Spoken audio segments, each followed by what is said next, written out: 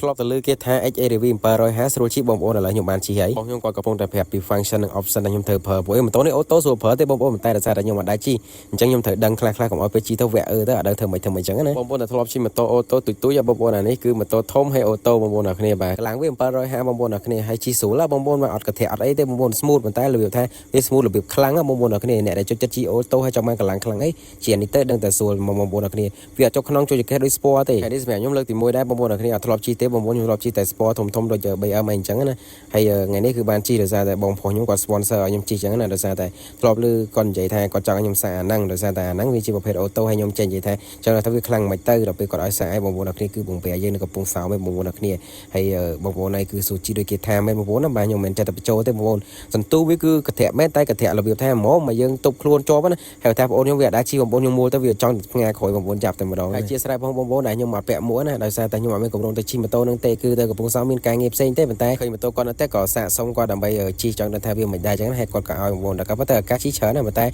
អត់មានពេលជីទេដល់ពេលលើកហ្នឹងទៅយើងទៅនេះដែរឆ្លៀតទៅក៏យ៉ាជីតែម្ដងទៅថតដល់បងប្អូនមើលផងបងប្អូនហើយជីទៅអែមបងប្អូនម៉ូតូហ្នឹងស្រួលជីត្រង់ថាអីបងប្អូនអ្នកគ្នាគឺយើងឆាប់ស្និទ្ធមួយម៉ូតូយើងជីតែ2-3នាទីយើងឆាប់ស្និទ្ធមួយវាហ្មងដោយសារតែវាធ្វើមកគឺសម្រាប់យើងស្រួលជីតែម្ដងបងប្អូនខ្ញុំនិយាយអញ្ចឹងគឺវាស្រួលបងប្អូនខ្ញុំអត់ដឹងថានិយាយថាមិនទេបងអត់ចុកក្នុងចូលចង្កេះទេហើយយើងអាចអេតធុងបានអាហ្នឹងបងប្អូនធ្វើដូច GS ធ្វើអីបានដែរគេឃើញនៅស្រុកគេអីគេដាក់ធុងសម្រាប់គេ adventure អីអញ្ចឹងទៅបងប្អូនគេជំនួស GS ដោយសារតែខ្លះគេខ្ជិលចូលលេខអញ្ចឹងណាគេជីអូតូវាស្រួលមូលទៅអញ្ចឹងណាបងប្អូនអ្នកគ្នាបាទហើយមើលរៀងទៅបងប្អូនស្អាតមែនតើណាបងប្អូនធំបងប្អូនឃើញនៅក្នុងទូរស័ព្ទវាទូចប៉ុន្តែនឹងក្រៅគឺធំមែនតើឥឡូវនេះឲ្យបងសាប់សលេងសិន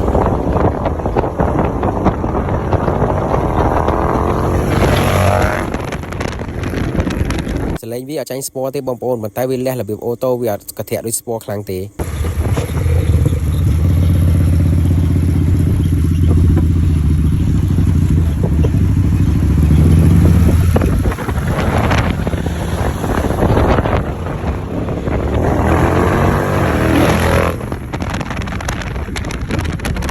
តែបងប្អូនសលេងបាទមែនតែបងប្អូនហើយខ្ញុំឃើញស្រុកគេ speed បាន200ជាងបងប្អូនអ្នកគ្នាប៉ុន្តែខ្ញុំអត់ហ៊ានទេបងប្អូនអើយបាទនៅពងសោម speed 200ជាងស្អីអត់មុខអត់អីហ្នឹងបាទជួញឯងបងប្អូនបាទខ្ញុំអត់លេងចូលទេបងប្អូនផ្លូវឆ្នេរអូយ៉ាទៀលខ្ញុំចេញមកផ្លូវនេះបុកទៅប្រោនណាបងប្អូនអ្នកគ្នាបាទបុកទៅខ្មែរធ្វើបាននេះណាផ្លូវហ្នឹងបងប្អូនហើយនៅកាច់ជ្រុងហ្នឹងបងប្អូនខ្ញុំណែនាំហាងនំប៉័ងមួយគឺខាងនំប៉័ងកាន់ឆ្នាំខ្លាំងមែនតើនំប៉័ងហ្នឹងគឺល្បីពីកពតទៅបងប្អូនអ្នកគ្នាគឺគេហៅថានំប៉័ងអង្គាបងប្អូនរសជាតិឆ្ងាញ់ខ្លាំងមែនតើបងប្អូនខ្ញុំរៀបកំមិនបងប្អូនកំពុងសោមគួរតែទៅសាកទាំងអស់គ្នាបងប្អូនអត់ស្គាល់នំប៉័ងអង្គាទៅបងប្អូនល្បីពីកពតទៅជាង10ឆ្នាំហើយណាបងប្អូនអ្នកគ្នាបាត់ប្រសោតពេញខ្លួនឯងបងប្អូនខ្ញុំជើងខ្លីបងប្អូនដល់ពេលចតូវានៅក្នុងដល់ពេលឈប់ទៅពិបាកវាយចតូមែនតើតើមានជំនួយការដល់កតម្រងវេទនាហ្នឹងហើយបងប្អូនផ្លូវនេះបុកទៅប្រោនណាបងប្អូនផ្លូវតាមឆ្នេររហូតដល់ផុតជិតដល់ស្ពានហ្នឹងគឺអាផ្លូវឡើងចំណោតទៅប្រោនហ្នឹងគឺកន្លែងហ្នឹងឯងបងប្អូនហាងគាត់បាទហើយបងចំណាំឈ្មោះឲ្យច្បាស់បងប្អូនអ្នកគ្នាបាទហាងមកគាត់គឺឈ្មោះបាទលីណានំប៉័ងអង្គាបងប្អូនខ្ញុំបានថតពេលគាត់អាំងពេលគាត់ធ្វើអីធ្វើតែអានេះគ្រាន់តែគាត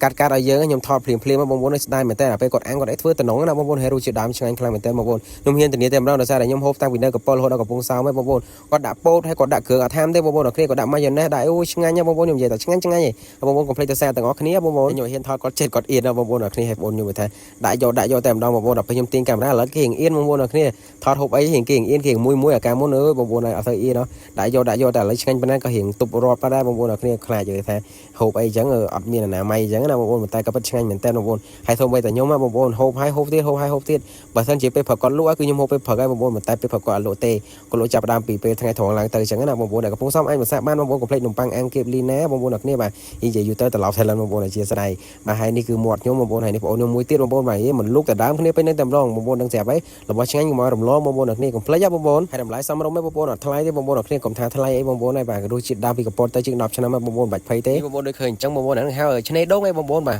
គឺមើលផ្លែច្បាស់ទៅបាទលីណានំប៉័ងអង្គាបកពតបងប្អូនអ្នកគ្នាបាទផ្លូវហ្នឹងបុកទៅប្រោណាបងប្អូនអ្នកគ្នាចំណាំច្បាស់ទៅហើយនៅមុខហាងហ្នឹងគឺមានកន្លែងចតឡានចតម៉ូតូឲ្យបានបងប្អូនអ្នកគ្នាងាយស្រួលខ្លាំងមែនតើបងប្អូននំប៉័ងអង្គាបលីណាកពតហ្នឹងរសជាតិឆ្ងាញ់ខ្លាំងមែនតើខ្ញុំឲ្យមានដៃបងប្អូនកុំភ្លេចទៅសារទាំងអស់នេះនៅកំពង់សោមបាទនៅកំពង់សោមបានញ៉ាំកុំភ្លេចខមមិនថាឆ្ងាញ់ក្នុងវីដេអូនេះម្នាក់មួយបងប្អូនអ្នកគ្នាបាទមាន promotion ណា